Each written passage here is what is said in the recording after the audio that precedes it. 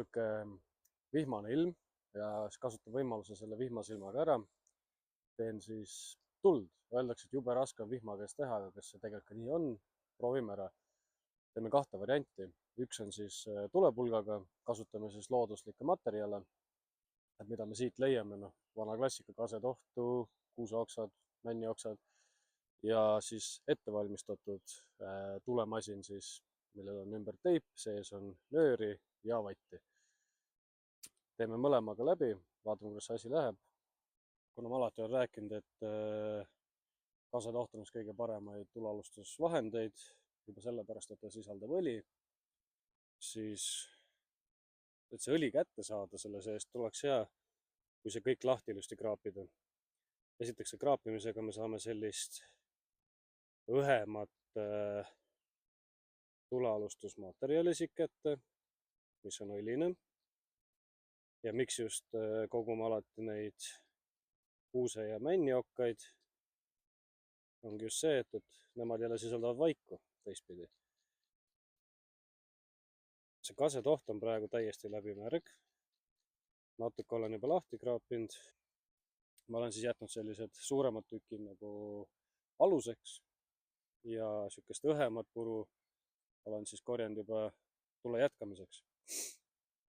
Siis teeme selle esimese katse kohe ära, kraabin natukene veel. Siit ta lahti.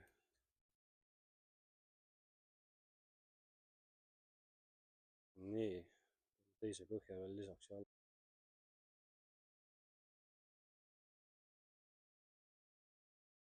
vana hea tehnika, natuke kraabime tulepulgal seda kraami siit sinna juurde, siis sütib kogu see asi paremini.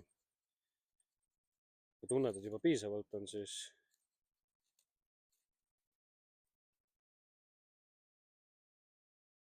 paneme selle õhema kihiga nüüd siia juurde, et kogu see asi põlema läheks. Ja nüüd võime lisada ülejäänud oksad. Rahulikult, et seda tuld nüüd ära ei lämmataks.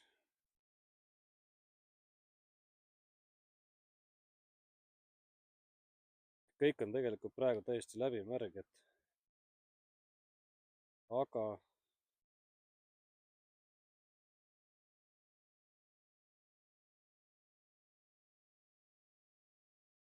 rahulikult võtta, ei kiirusta.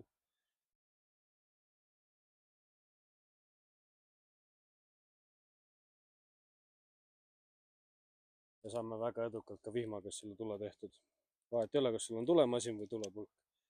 Tähtis on lihtsalt see ettevalmistus selleks ja rahulikult seda kõike teha, et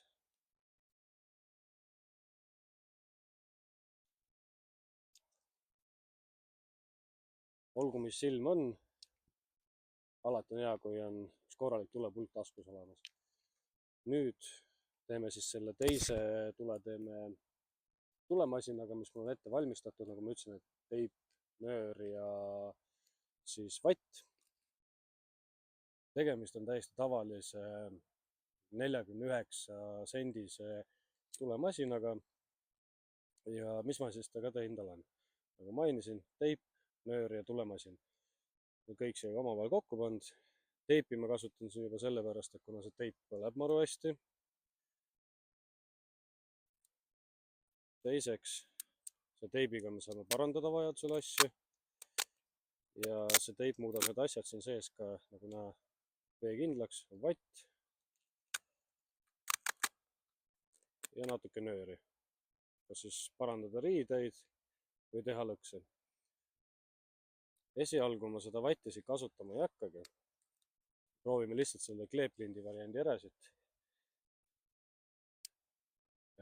Kuna see kleeplint on ka ju sellist nagu fiibri moodi asja täis, mis siis võtab ise seda tuld juba. Hea on teda alati natuke need fiibrilised kohad lahti sealt sees saada. Kui siin näha ka on, hästi lähedalt vaadates, on siuksed väiksed nagu nöörid sees või kuidas seda nimetada. Need just sütivad maru hästi. Proovin rohkem välja ka tõmmata ja seda kõike laiali siin ajada. seesama kleeprint, keeran ta veidi rulli.